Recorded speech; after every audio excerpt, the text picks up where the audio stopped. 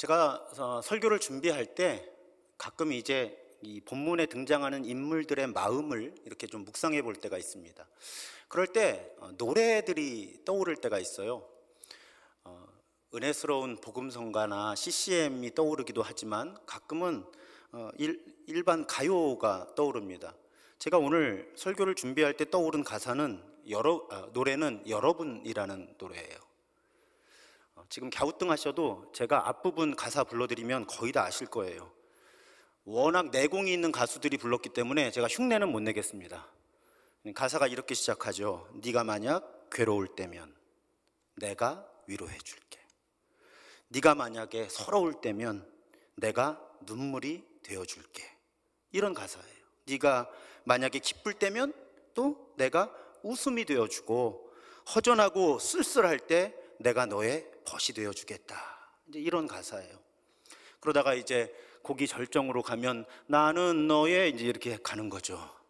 영원한 노래야 이러면서 많은 사람들이 그 노래를 들으면서 눈물을 흘리고 공감을 합니다. 그리고 곡의 마지막 부분에 이르면 이제 가수는 나지막한 목소리로 읊조리듯이 이런 가사를 부르죠. 그럼 만약에 내가 외로울 때면 누가 나를 위로해 주지? 그리고 청중들을 향해 여러분, 이렇게 노래하면 아주 많은 분들이 공감하면서 눈물을 같이 흘려요. 오늘 사도행전 18장, 특히 고린도에서 고생하던 바울은 아마 이 노래가 듣고 싶었을 겁니다. 또 이 노래를 부르고 싶었을 거예요. 바울은 그만큼 외롭고 괴로운 상황들에 직면합니다. 지금 바울 일행은 고린도에 와 있어요. 지도를 보시면 이제 소아시아에서 바다를 건너와서 빌립보, 아덴, 고린도 이렇게 전도 여행을 하고 있는 거고요. 이제 고린도에서의 일정을 마치면 다시 바다를 건너서 소아시아로 돌아가는 그런 경로로 2차 전도 여행을 하고 있습니다. 그런데 지금까지 바울의 여정이 그러했던 것처럼 고린도에서의 전도 사역 역시 아주 힘겨운 일이었어요. 일단 전도 자체가 어려운 일이잖아요, 여러분. 누군가에게 하나님 나라의 복음, 예수 그리스도의 복음을 전해서 그분이 그것을 받아들이도록 하는 것, 그 자체가 어려운 일입니다. 그런데 단지 그런 어려움이 아니었죠. 유대인들 가운데는 바울을 법정에 세우는 사람들도 있었고요. 심지어 폭력을 사용하면서까지 바울의 전도를 방해하는 사람들이 있었습니다. 게다가 바울은 오늘날 용어로 하면 자비량 목회자, 자비량 선교사였어요. 자기가 직접 노동을 해서 돈을 벌어서 그 돈으로 먹고 살면서 복음을 전해야 되는 그런 상황 속에 놓여 있었습니다. 그런데 이런 어려움 속에서도 바울은 고린도에서 무려 1년 6개월 동안 자신의 사명을 신실하게 감당을 해요. 그리고 이제 앞서 말씀드린 것처럼 다시 바다를 건너서 수리아, 시리아라고 부르는 지역으로 건너오고 겐그레아라는 지역을 거쳐서 에베소로 이동을 합니다. 그런데 그 겐그레아라고 하는 지역에서 바울의 행적을 하나만 묘사를 해요. 한 절만. 18절에 보면 바울이 일찍이 소원이 있었으므로 겐그레아에서 머리를 깎았더라. 얼핏 이해가 되지 않습니다. 도대체 무슨 소원을 어떻게 했길래 그 머리를 그러면 어떻게 하고 있다가 지금 어떻게 했다는 건지, 도대체 서원과 머리를 깎는 것이 무슨 관계였을까? 성서학자들은 바울이 구약에 나실인 서원을 했다 이렇게 추측을 합니다. 나실인 서원. 자, 나실인이 된다는 것, 나실인으로 서원을 한다는 건 무슨 뜻인가 하면요, 일정 기간을 정하는 거예요. 물론 아주 예외적인 경우에 평생 나실인으로 살아간 사람들도 있어요. 하지만 보통은 살아가다가 특별한 부르심을 느낄 때 일정 기간 나실인이 되겠다고 소원을 하는 거예요. 그리고 그 기간 동안에 다른 사람들과는 다른 거룩한 삶을 살아가면서 하나님을 특별히 섬기는 거죠. 근데 민수기 6장 2절에 보면 그 나실인 소원을 한 사람들은 구별된 삶을 살기 위해서 몇 가지 특징적인 행동을 합니다. 그 특징적인 행동 가운데 하나가 머리를 자르지 않는 거예요. 그러니까 이발을 하지 않는 겁니다. 그냥 머리를 기르는 거예요. 그런데 지금 바울은 겐그레아에서 소원과 연결해서 머리를 오히려 깎고 있죠. 자르고 있죠. 그럼 여러분 어떤 뜻일까요? 지금 바울은 나시린 서원을 했던 거예요. 지금 2차 전도 여행 가운데 특별히 고린도에서 머물면서 사역하는 동안 자신의 삶을 정말 거룩한 산 제물로 하나님께 드려서 이 사역을 감당하겠다고 바울이 나시린 서약을 하고 지금 전도하면서 살았다는 거죠. 그런데 다시 이 시리아 겐그레아로 넘어왔을 때 그 소원했던 기간이 끝난 거예요. 그러니까 이제 그동안 무성하게 자라났을 머리를 다듬은 거죠. 본래의 머리 모양으로. 학자들은 그렇게 이해를 합니다. 여러분, 그러니까 두 가지를 알 수 있어요. 하나는 얼마나 이 바울이 자신의 삶과 사역에 신실하고 헌신적이었냐 하는 거죠. 그냥 사실은 목숨 걸고 전도 사역을 하는 건데 그것 가지고 부족해서 나시린 서원까지를 하고 복음을 전했다는 거예요. 그런데 여기 한 가지 이유가 더 있었던 것 같습니다. 그 이유는 무엇인가 하면 바울의 전도 사역을 가로막았던, 폭력까지 쓰면서 바울을 가로막았던 사람들이 유대인들이었잖아요. 유대인들은 구약의 율법을 알았을 뿐 아니라 존중하는 사람들이 많았죠. 그런데 바울이 머리를 다듬지 않으면 유대인들은 어떤 생각을 했을까요? 저 사람이 나시린 서원을 했나 보다. 그러면 유대인들 입장에서는 자신들이 받아들이기 어려운 예수 그리스도를 전하기는 하나 일단 장벽 하나가 없어진 상태에서 바울의 설교를 들었을 것이다. 저 사람은 진짜 유대인이니까 한번 이야기를 들어보자. 그래서 바울은 두 가지 의도로, 근본적으로 하나님에 대한 헌신의 표현으로 나시린 서원을 했을 것이고, 또 한 가지는 어떻게 하면 유대인들 가운데 한 사람이라도 더 예수를 그리스도로 주님으로 고백하게 할 수 있을까, 그 마음으로 나시린 서원을 하고 머리에 칼을 대지 않은 상태에서 복음을 전했다는 것입니다. 그런데 바울이 이 모든 사역을 혼자 감당한 것이 결코 아니죠. 오늘 사도행전 18장 한 장만 읽어도요, 우리는 바울의 전도 사역을 또 삶을 도왔던 여러 사람들을 발견하게 됩니다. 첫 번째 만나게 되는 이름이 브리스길라 아굴라 부부예요. 이분들은 바울에게 있어서 전도와 목회에 있어서 동역자들이었습니다. 하지만 동역자였을 뿐만 아니라 동업자가 돼요. 왜냐하면 아까 말씀드렸죠. 바울은 자기가 노동을 해서 생활비를 벌어야 됐어요. 그런데 이 브리스길라와 아굴라는 그 바울과 같은 생업이라고 성경에 기록되어 있죠. 천막을 만드는 혹은 천을 준비하는 일이었는데 아주 쉽게 표현하면 바울에게 일자리를 준 겁니다. 그러니 교회의 동역자이기도 했고 동업자이기도 했으니까 아마도 우리가 추측할 수 있는 건 이 브리스길라와 아굴라는 헌신된 그리스도인들이었거든요. 그러니까 바울이 일과 전도 사역을 병행할 수 있도록 생계도 돕고 사역도 돕지 않았겠느냐, 우리는 충분히 그렇게 예측을 할 수 있습니다. 그러니까 이 부부의 동역 때문에 바울은 고린도에서 장기 사역을 할 수 있었던 것이죠. 본문이 언급하는 바울의 또 다른 동역자는 실라와 디모데입니다.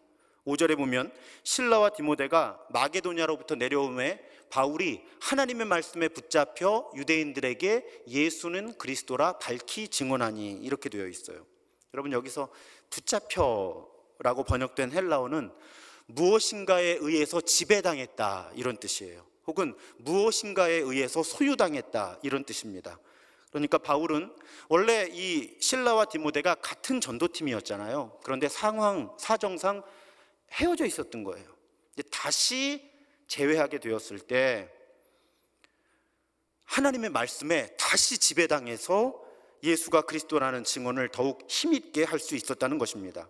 물론 외로운 바울이 이 실라와 디모데를 다시 만나게 된 것 자체도 바울이 영적으로 새로워질 수 있는 계기가 되었겠지만, 신약 성경의 다른 부분들을 이렇게 종합해 보면 이 실라와 디모데를 만났을 때 이 실라와 디모데가 소식을 전해준 거예요. 여러분, 우리도 왜 오랜만에 만나면 뭐 회포를 푼다 뭐 이러잖아요. 할 얘기가 얼마나 많았겠어요, 서로. 그런데 바울이 이 실라와 디모데를 통해 무슨 소식을 듣는가 하면, 바울이 지금 순회 전도를 하고 있는 거잖아요. 한 지역에 그렇게 오래 머물지를 못해요. 그런데 바울이 그동안 복음을 전하면서 지나온 그 도시들, 그 교회들의 소식을 들었는데, 특히 데살로니가 지역의 회심자들이 사실은 본래 안정되지 못한 상태에서 바울이 또 괴롭힘을 당하다가 떠나온 교회거든요. 그런데 그 데살로니가의 회심자들이 극심한 시련 중에서도 신앙을 견고하게 지키고 있다는 소식을 이 사람들로부터 바울이 들은 거예요. 그러니까 얼마나 힘이 나요.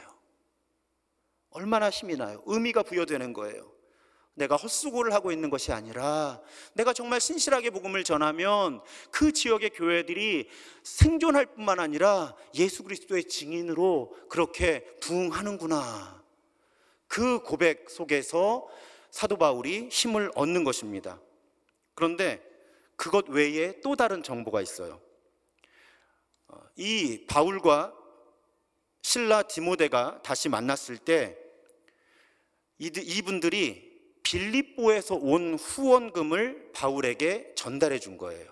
그러니까 우리 왜 물심양면 이런 얘기 하잖아요. 자, 좋은 소식도 들었는데 단지 좋은 소식만 들은 것이 아니라 지금 바울의 사역을 후원하는 선교 헌금까지 받은 거예요. 그러니까 바울이 정말 이분들과의 만남을 통해서 복음을 전하는 일에 새로운 사명감으로 새로운 마음을 품고 정말 복음에 다시 붙잡혀서 그렇게 사역을 감당할 수 있게 된 것입니다.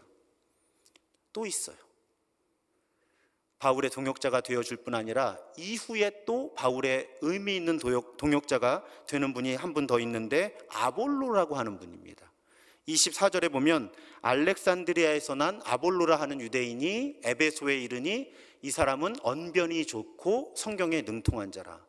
훌륭한 분이에요. 하나님이 두 가지 다 주신 거예요. 성경에 능통한데 언변이 약할 수 있고, 언변은 좋은데 성경에 능통하지 않을 수 있는데, 이 아볼로는 두 가지를 다 가진 사람이었어요. 근데 바울이 에베소를 비운 사이에 이 아볼로는 이 에베소에서 예수의 도를 가르칩니다. 이분이 영향력 있는 사람이고요, 영향력 있는 사람이 돼요. 그 증거가 무엇인가 하면 고린도전서 1장에 보면, 이건 좋은 일은 아니었어요. 교회가 파벌이 나눠진 거예요. 고린도 교회. 근데 파벌이 나눠지는데 그 파벌이 어떻게 나눠지냐면 바울파, 게바파, 그리스도파 더불어서 아볼로파가 존재합니다. 그 얘기는 뭐예요? 이 아볼로라고 하는 사람이 바울, 베드로, 예수와 함께 분파를 형성할 만큼 영향력이 있었다는 뜻이죠. 그러니까 분파가 생긴 것 자체는 나쁜 일이지만 이 아볼로라고 하는 사람이 영향력 있는 지도자였다 하는 사실은 우리가 성경 본문에서 확인할 수 있다는 것입니다. 그리고 이어지는 고린도전서 3장에서 바울이 이 아볼로에 대해서 이렇게 고백을 합니다. 나는 심었고 아볼로는 물을 주었으되 오직 하나님께서 자라나게 하셨다. 역할이 달랐을 뿐이지 동역자다, 이렇게 표현하는 거예요. 그러면서 9절에 아예 정확하게 표현하죠. 우리는 하나님의 동역자들이다. 그래서 아볼로를 동역자로 인정을 합니다. 그런데 이 아볼로가요, 이렇게 바울의 동역자가 되는 과정에서 이번에는 이 아볼로를 도왔던 동역자들이 또 본문에 있어요. 그분들이 누군가 하면 26절에 소개가 됩니다. 여기서 그는 아볼로예요. 아볼로가 회당에서 담대히 말하기를 시작하거늘 브리스길라와 아굴라가 듣고 데려다가 하나님의 도를 더 정확하게 풀어 이르더라. 어떤 상황인지 여러분 아시겠죠? 지금 바울이 자리를 비운 사이에 이 아볼로라고 하는 훌륭한 성경 교사가 와서 설교를 하고 있어요. 복음을 변증하고 있어요. 근데 거기에 바울에게서 직접 복음을 배웠던 아굴라 브리스길라 부부가 있었던 거예요. 그런데 가만히 이 아볼로의 설교를 듣다 보니 뭔가 2% 부족한 부분이 있는 거죠. 예수 그리스도의 복음에 관해서, 하나님의 도에 대해서. 근데 이분들이 훌륭한 분들이에요. 본문에 보면 공개적으로 문제를 제기하지 않아요.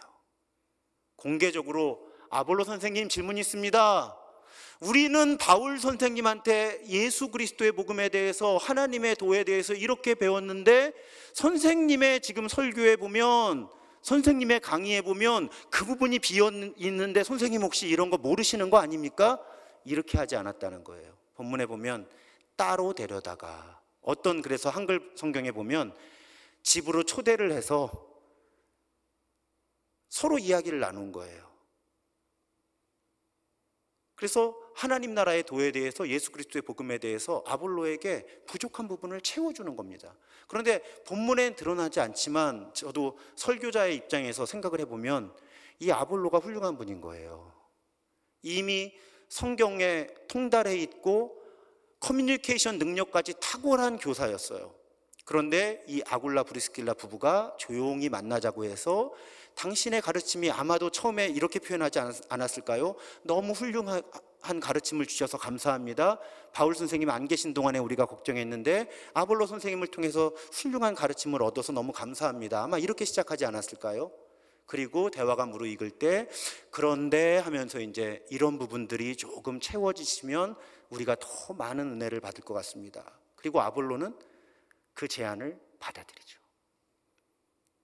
그래서 이번에는 바울의 동역자들이었는데 이 바울의 동역자들끼리도 서로 동역을 한 거예요. 이 과정을 통해서 아볼로는 영향력 있는 변증가로, 설교자로 한층 더 쓰임받는 하나님의 사람이 된 것입니다.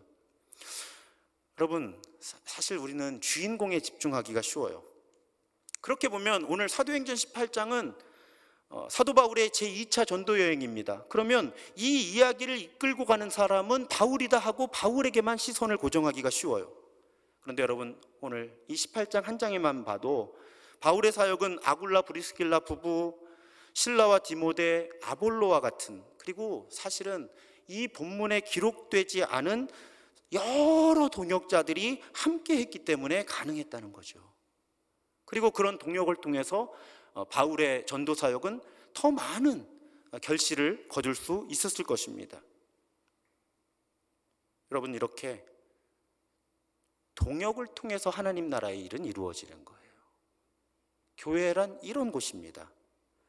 에베소서 2장 22절에 보면요, 너희도 성령 안에서 하나님이 거하실 처소가 되기 위하여 그리스도 예수 안에서 함께 지어져 가느니라. 여러분, 그래서 우리가 교회로서 존재하는 것, 그리고 하나님의 나라를 이 세상에서 경험하며 살아가는 과정은 성령 안에서, 그리스도 예수 안에서 함께 지어져 가는 거예요. 우리는 혼자 영적으로 성장하고 영적으로 성숙해 가는 것이 아니에요. 함께 자라나는 것입니다. 제가 소그룹 속회에 대해서 수요 치유예배를 통해서 7주에 걸쳐서 말씀드렸잖아요. 함께 예수를 닮아가고 함께 예수의 일을 하는 사람들로 함께 빚어지는 것, 그것이 교회의 본질이라고 하는 것입니다. 그렇게 함께 지어져 갈 때 우리는 하나님이 거하시는 사람, 또 하나님이 거하시는 공동체로 빚어질 수 있는 거예요. 그런데 여러분, 이 대목에서 자세히 본문을 살펴보면요, 지금까지 말씀드렸던 아굴라 브리스길라 부부, 실라와 디모데, 아볼로 외에 제가 지금까지 언급하지 않았던 바울의 동역자가 한 분 더 계십니다. 9절과 10절에 보면요, 밤에 주께서 환상 가운데 바울에게 말씀하시되 두려워하지 말며 침묵하지 말고 말하라.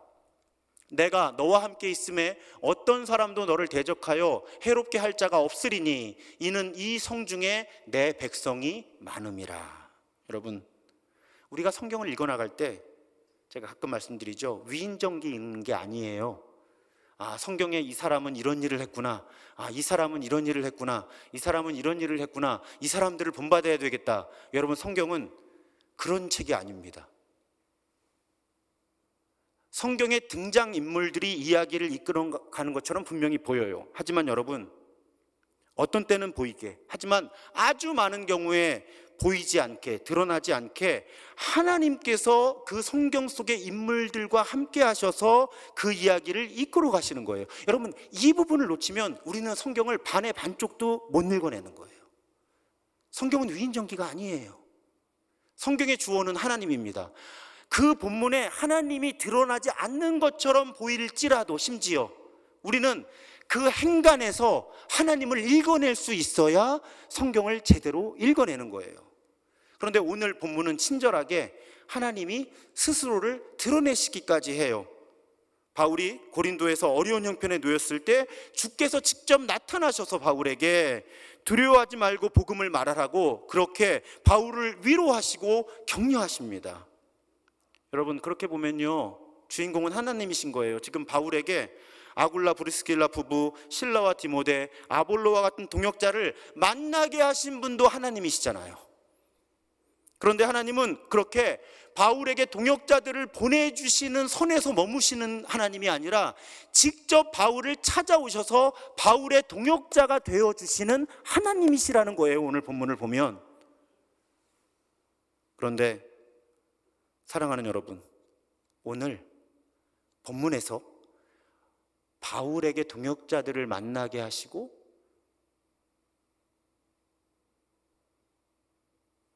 서로 동역하게 하신 하나님, 게다가 직접 바울을 찾아오셔서 바울의 동역자가 되어주신 바로 그 하나님이 오늘 지금 저와 여러분들의 하나님이시라는 거예요. 참 멋지고 친절하시죠, 우리 하나님이. 그래서 여러분, 아까 여러분이라는 노래 가사를 불러드렸는데 맨 마지막 소절에 만약 내가 외로울 때면 누가 나를 위로해 주지? 이 노래를 부르는 가수들은 마지막에 여러분 하고 끝나요. 맞아요. 우리는 힘들고 외롭고 괴로울 때 서로를 위로해 주는 동역자들이 되어야 해요. 그런데 정말 내 곁에 아무도 없다고 느낄 때도 우리는 이 노래를 부를 수 있는 거예요. 만약 내가 외로울 때면 누가 나를 위로해 주지? 하나님. 하나님. 오늘 본문에서 바울의 하나님이 오늘 우리의 하나님이시니까 우리 하나님은 우리가 필요할 때 동역자들을 만나게 하실 뿐만 아니라 또 서로가 서로의 동역자가 되어주게 하실 뿐 아니라 우리가 정말 힘들고 지치고 외롭고 괴로울 때 우리를 찾아오셔서 우리의 동역자가 되어주시는 우리 하나님은 그런 하나님이시라는 말씀이에요. 그런데 한 가지가 우리에게 필요합니다. 딱 한 가지가 필요해요. 그 한 가지가 무엇인가 하면 제가 가끔 인용하는 미국의 링컨 대통령 이야기죠. 여러분, 미국의 주로 노예 문제 때문에 남북전쟁이 일어나고요. 이제 북군이 링컨 대통령의 편이죠. 노예 해방을 주도하려고 하는 한 전투가 벌어졌고요. 전투에서 북군이 승리를 하죠. 그래서 링컨 대통령이 직접 그 부대를 이제 격려하기 위해서 방문을 합니다. 그때 참모 한 분이 그런 얘기를 했다 그래요. 대통령 각하, 아무 염려하지 마십시오. 하나님이 우리 편이십니다. 하나님이 우리 편이십니다. 근데 그때 링컨 대통령이 그렇게 이야기했다고 해요. 내가 염려하는 것은 하나님이 우리 편이냐의 문제가 아니라 우리가 하나님 편에 서 있는가가 저의 고민거리입니다. 저의 염려입니다. 우리가 하나님 편에 서면 언제나 하나님은 우리의 편이 되어 주실 것입니다. 저는 이 이야기를 아주 자주 묵상하고 아주 자주 반복해요. 우리는 하나님께 우리 편이 되어달라고 합니다. 우리의 동역자가 되어달라고 하는 거예요. 그런데 늘 우리가 먼저 품어야 하는 질문이 있는 거죠. 그럼 나는 하나님 편이냐는 거예요. 나는 하나님의 동역자로 살고 싶냐는 거예요. 그것이 이루어진 상태에서 내 마음이 하나님 편에 서려고 하는 마음, 하나님의 동역자가 되려고 하는 마음이 있는 상태에서 과연 나는 하나님에게 내 편이 되어달라고, 나의 동역자가 되어달라고 기도하고 있는가? 이 링컨의 예화는 우리에게 그런 질문을 던집니다. 우리가 하나님 편이 되려고 할 때, 하나님 뜻에 따라 살아가려고 할 때 하나님은 우리의 동역자가 되어주시고 우리에게 동역자들을 만나게 하시는 거예요. 제가 지금보다 훨씬 젊을 때 아내에게 몇 번 들었던 핀잔이 있습니다. 그 핀잔, 아프리카 속담이라고 알려진 말인데 이런 말이에요. 빨리 가려면 혼자 가고 멀리 가려면 함께 가라. 제가 아내에게 30대 때 40대 초반까지 이 말을 들었어요. 여보, 빨리 가려면 혼자 가고 멀리 가려면 함께 가자. 여러분, 우리의 인생길은 멀고 불확실하잖아요. 그렇잖아요. 우리 한치 앞을 알 수 없습니다. 내일 나에게 무슨 일이 일어날지, 아니 예배 마치고 10분 후에 우리에게 무슨 일이 일어날지 우리는 알 수 없어요. 우리의 인생길은 멀고 불확실합니다. 그러면 여러분, 우리는 어떤 삶을 살아야 할까요? 우리가 지혜롭다면 우리는 함께 걷는 사람이 되어야 하는 거죠. 함께 걷는 사람, 동역자들과 함께 걷는, 그리고 무엇보다도 하나님과 함께 걷는 사람들이 되어야 한다는 것입니다. 다소 부담되지만 여러분께 여쭙고 싶어요.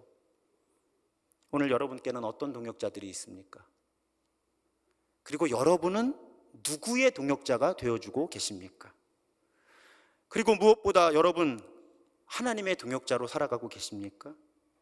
그리고 하나님을 여러분의 동역자로 인정하고 받아들이고 계십니까? 오늘 말씀이 우리에게 주시는 질문이에요. 여러분, 저는 이렇게 예배를 집례하잖아요. 설교만 하는 것이 아니라 예배 시작부터 끝까지를 이끌고 갑니다. 여러분, 우리의 예배가 어떨 때 감격스러울까요? 어떨 때 감사가 넘칠까요? 여러분, 저는 프로페셔널이에요. 예배를 집례하는 데 있어서 많은 요소들을 생각할 수 있습니다. 특히 음악이라든지 조명이라든지 또 설교자의 톤, 어떨 때 제가 미세하게 목소리를 떨면 교인들이 은혜를 더 받지 않을까? 눈물이 뚜루룩 떨어지면 교인들이 더 은혜를 받지 않을까?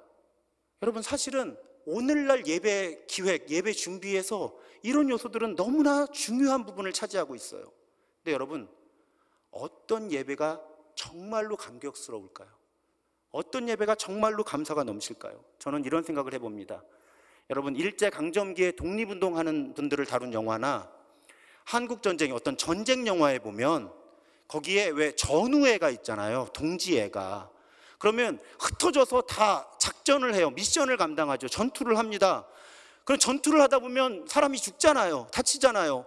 그런데 어떻게든 작전을 감당한 다음에 본부, 베이스 캠프로 모이는 거예요. 거기 모이면요, 여러분, 눈물이 없이는 상봉이 안 되는 거예요. 왜? 살아남았구나. 살아남았구나. 그래서 부둥켜 안고 서로 울면서 살아 돌아와서 고맙다, 그렇게 고마워하고 격려하잖아요. 그러다가 감정이 어느 정도 표현이 되고 나면 어떻게 해요? 앉아가지고 서로 이야기 나누잖아요. 너는 어디 가서 무슨 작전을 했냐? 나는 저기 봉오동에 가서 무슨 전투를 했어. 나는 어디 가서 무슨 일을 했어. 죽는 줄 알았어. 근데 살아왔어. 이런 얘기로 밤을 샐 거예요. 여러분, 교회는, 예배는 그런 곳이 되어야 되는 거예요. 한 주간 동안 일상에서 세상에서 예수 따라 사는 거예요. 그럼 힘들어요. 힘든데 어떡해? 내가 예수님의 사람인데. 그래서 힘들고 어려워도 때로는 불이익을 감당하게 될 때도 있고, 때로는 손가락질을 당해도 하나님 나라의 공의와 하나님 나라의 사랑의 원칙을 지키면서 살아내는 거예요. 그리고 주일에 예배당에 모여서 함께 예배하려고 하면 내 옆에 다 동지들로 보이는 거예요. 나는 여기서 이렇게 살다가 이런 감사도 있지만 이런 어려움을 겪었는데 저희는 또 어디서 뭐 하다가 상처받고 왔을까? 저희는 어떤 경험을 일주일 동안 하고 왔을까? 그러면요, 여러분, 정말 그런 삶을 일상에서 살면요, 예배는 아무것도 없어도 눈물의 예배가 될 수밖에 없어요. 아무것도 없어도 예배는 감격스러울 수밖에 없어요. 만약에 오늘날 교회가 예배를 더 감격스럽게 하기 위해서 여러 장치들을, 여러 노력들을 하고 있다면 이것은 심각한 위기입니다. 왜요? 우리가 일상에서 말씀대로 잘 안 사는 거예요. 그래서 예배에 감격이 없는 거예요. 그러니까 자꾸 다른 걸 가지고 예배를 감격스럽게 하려고 애를 쓰는 거죠. 여러분, 한번 실험해 보세요. 더 말씀대로 살려고 애를 써보세요. 그리고 주일에 와서 여기 앉아보세요. 눈물부터 나요. 옆에 사람 봐도, 속회 식구들 만나도 눈물부터 핑 도는 거예요. 너는 또 한 주간 어떻게 살다 왔냐? 어떨 때 믿음을 지키며 살아내려고 애를 쓸 때, 그럴 때 교회의 예배나 소그룹 모임이, 이건 우리가 연출할 수 없는 감격이 있는 거죠. 연출할 수 없는 감사가 있는 거예요. 좀 극단적으로 말씀드려서 한 주간의 삶 속에서 하나님의 말씀과 내가 분리되어 있었어요. 그리고 주일에 와서 앉아서 예배하려고 하는데 여러분 무슨 감격이 있을까요? 어떤 종류의 동지애가, 전우애가 우리 안에 형성될까요? 아무것도 없는 거예요. 그러니까 예배가 공허해지는 거예요. 그러니까 자꾸 예배를 준비하는 사람들은 그 공허를 메우기 위해서 멋진 음악을 만들어야 하고, 멋진 조명을 만들어야 되고, 멋진 영상을 만들어야 되고, 설교자는 어떻게 하면 감동적인 설교를 할까 기를 쓰는 거죠. 근데 정말 우리가 아주 담백하게, 정말 순수한 마음으로 일상에서 예수 따라 살려고 애를 쓰면요, 다른 게 그다지 필요하지 않습니다. 우리에게 동지애가 있어서, 전우애가 있어서 그냥 주일에 와서 모여서 예배 딱 시작하면, 하나님, 저 한 주간 그래도 말씀대로 살려고 애쓰다 왔어요 하는 그 마음, 김집사, 정권사, 한 주간 말씀대로 살려고 애썼지? 그 동지애만 가지고 예배 드릴 수 있으면요, 우리 교회 다른 프로그램도 필요 없어요. 저는 그렇게 믿어요. 그리고 그런 교회가 되고 싶어요. 그런 교회가 한국모함 같은 교회예요. 제가 몇 주 전에 말씀드렸던. 여러분, 신명기 31장에 보면 모세가 온 이스라엘 백성 앞에서 여호수아에게 이제 사명을 인수인계해 주는 장면이 나옵니다. 그때 모세가 이렇게 말을 해요. 신명기 31장 8절에 보면, 그리하면, 여기서 그리하면은 이제 모세의 뒤를 이어서 여호수아 보고 민족을 이끌고 약속의 땅으로 가라 하는 명령이에요.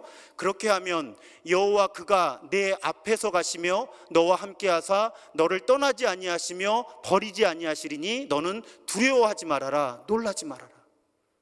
제가 같은 말씀으로 여러분 모두를 축복하고 싶습니다. 여러분, 우리가 하나님 편에 서려고 하면, 그리고 일상에서 세상에서 불편하고 어려워도 하나님 나라의 공의와 사랑이라고 하는 그 원리를 내 삶으로 살아내려고 하는 그 중심을 지킨다면, 하나님께서 우리 앞서 가시면서 우리와 함께 하시고 우리를 떠나지 않으시고 우리를 버리지 않으시기 때문에 우리는 두려워하지 않아도 된다는 것입니다. 지금 삶의 힘겨운 순간을 지나고 계신가요? 어떤 분들은 앞이 보이지 않는 그런 상황 속에 계실 거예요. 그런데 여러분, 그냥 하나님 편에 서기로 결심하죠. 어차피 대책 없잖아요. 그냥 하나님 편에 서기로 결심하는 거예요. 그리고 그냥 하루하루 내가 할 수 있는 마음을 다해서 하나님과 동행하는 거예요. 하나님 약속하셨거든요. 그러면 떠나지도 않고 버리지도 않겠다, 함께 하겠다. 우리가 하나님 편에 선다면 하나님은 결코 우리를 외면하지 않으시고 우리의 편이 되어 주시겠다고, 이건 하나님의 약속이거든요. 그러니 여러분, 우리 너무 두려워하지 말죠. 우리 너무 염려하지 말고요, 그냥 하루하루 하나님 편에 서기로 아침마다 결심하고, 우리 완벽할 수 없어요. 저도 매일 흔들리고 무너집니다. 하지만 그래도 마음의 중심에 내가 하나님 편으로 살아가겠다 하면, 하나님은 우리 편이 되어주셔서 우리에게 동역자들을 보내주실 뿐만 아니라 하나님께서 직접 동역자가 되어주십니다. 그렇게 이제 또 이륙 준비들 하셔야 되잖아요. 항공모함인데 우리 예배 마치면 또 이륙하셔가지고 이제 다 자기 삶의 자리로 날아가실 텐데, 여러분 그 삶의 자리에서 믿음의 싸움 잘 감당하시고 다음 주 이 시간에 또 여기 항공모함에 모여서 서로 받은 은혜와 감격과 간증들 나눌 수 있는 그런 정말 교회다운 교회 더욱 되기를 주님의 이름으로 부탁드리고 축복합니다.